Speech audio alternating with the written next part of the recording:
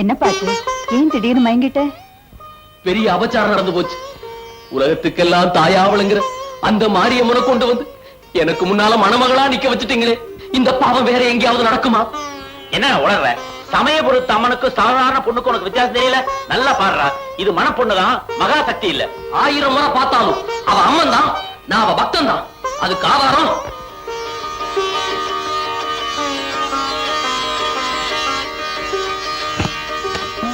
இந்த படத்தை பாருங்க.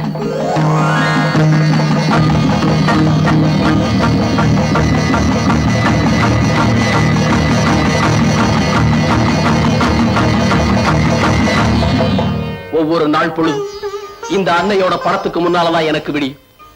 சூரியோதயத்தையும் மிஞ்ச ஒளிமயமான அந்த அன்னையோட புண்ணிய பாதங்கள் தான் நித்த நித்த எனக்கு அருளையும் ஆதரவையும் தர அற்புத காட்சி.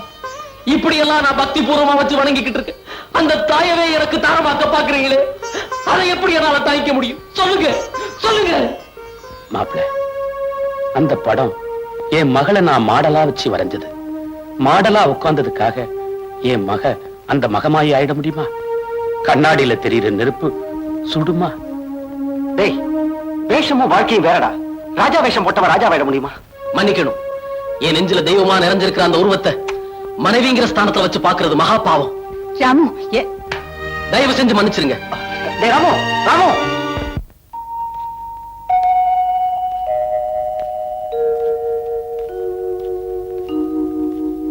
நில்லுங்க.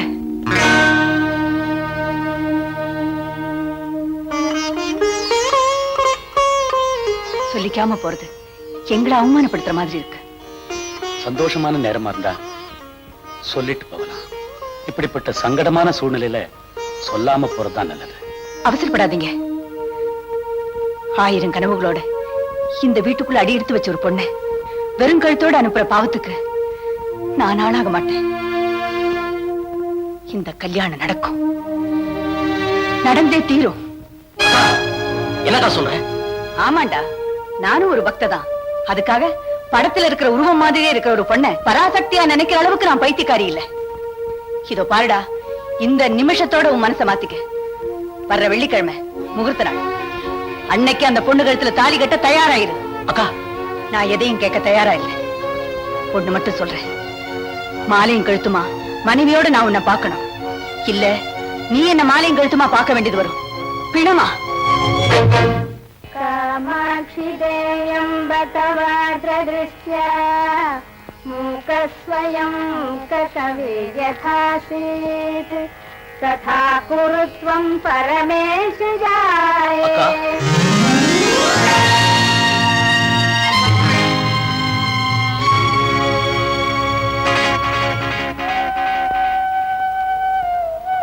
அக்கா, என்ன மாலையும் கழுத்துமா பார்க்கணும்னு ஆசைப்பட்டீங்க.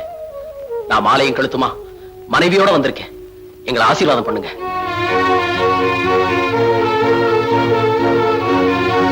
என்ன மன்னிச்சிருங்க.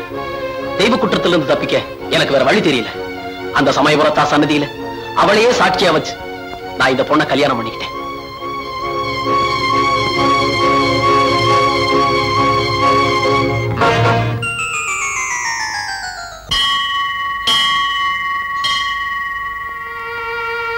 தாயே பராசக்தி, சகலரையும் காத்தருளும் சமயபுரத்து மாரியம்மா, கும்பிடுறதுக்காக ஏத்தி வச்ச குத்து விளக்கு குடியிருக்கிற வீட்டையே எரிச்ச மாதிரி நல்லதுக்காக போட்ட வேஷமே என் மகளுடைய வாழ்க்கையே நாசமாக்கிடுச்சம்மா.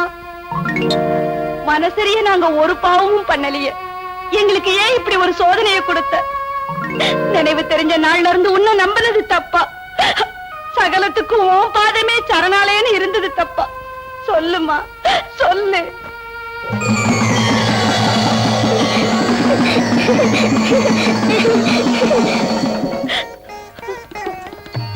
ஏம்மா, ஏன் அழற?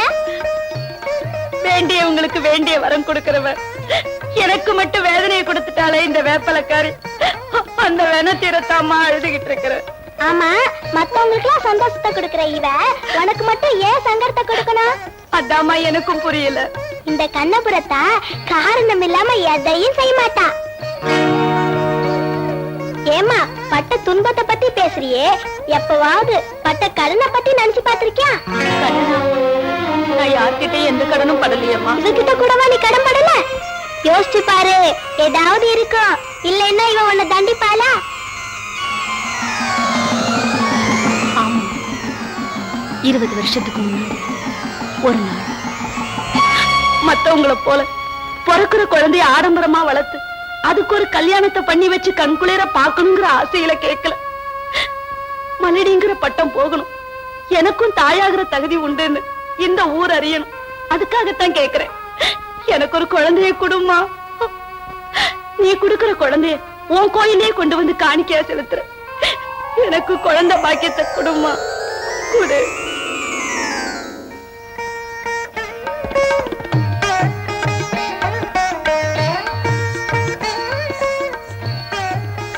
உன் குழந்தைய இந்த கோயிலுக்கு காணிக்கை ஆக்குறேன்னு சொன்னியா இல்லையா? ஆமா, காணிக்கை ஆக்க வேண்டியவளுக்கு கல்யாணம் செய்யணும்னு ஆசைப்படுறியே, அது தப்பு தானே? இவகிட்ட வேண்டிக்கிட்டு அதை நிறைவேற்றல விடுவாளா? வரத்தை கொடுக்கறதுல வள்ளல், ஆனா கடனை வசூலிக்கிறதுல ரொம்ப கரார். அம்மா, தாயாக முடியலையேங்கிற வேதனையில நான் என்ன மறந்து அப்படி வேண்டிக்கிட்டது உண்மைதான். ஆனா மனசறிஞ்சு பெத்த மகளுடைய வாழ்க்கையை பாலைவனமாக்க ஒரு தாய் மனசு எப்படிமா சம்மதிக்கும்? அதுக்கே வேண்டிக்கிட்ட காரியம் ஆகணும்னா கடவுள்கிட்ட வந்து அழறது, கேட்டது கிடைச்சா சொன்னதை மறந்துறது, அப்படிதானே? அப்படி இல்லம்மா. பின்ன எப்படி? பாவம், உன்னை எல்லாரும் மலடி மலடின்னு மனநோக பேசுறாங்கன்னு இறக்கப்பட்டு இந்த மகமாயி உன் வயித்துல வந்து பிறந்தா. நீ என்னடானா அந்த மாரியம்மனைய மனமடை கொண்டு போக துணிஞ்சிட்ட. ஒழுங்கா வேண்டிக்கிட்டபடி காயத்ரி கொண்டு வந்து கோயில விட்டுட்டு போ, அதான் நீ அவள் செய்யக்கூடிய புண்ணிய கைங்கரியம். அம்மா, அருள் வந்தா மாதிரி அத்தனை விஷயத்தையும் சொல்றிய, உனக்கு எப்படிமா இதெல்லாம் தெரியும்? எனக்கு தெரியாம இந்த உலகத்துல ஒரு திரும்பவும் அசைய முடியாது. நடந்தது, நடந்துகிட்டு இருக்கிறது, நடக்க போறது அத்தனைக்கும் காரணமானவள் நான் தான்.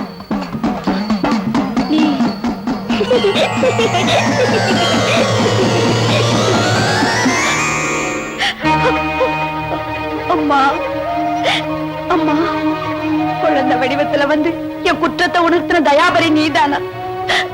உன் அருள் வடிவத்தை காண நான் 1000 புண்ணியம் பண்ணிருக்கணும் தாயே. அம்மா, கொடுத்த வாக்கு மறந்த இந்த பாவிய மன்னிச்சிடுமா. இந்த நிமிஷமே போறேன், காயத்ரியை கொண்டு வந்து உன் சன்னிதானத்துல சேர்த்துருவேன், இது உறுதி. காயத்ரி, என்னம்மா? வா என்னோட.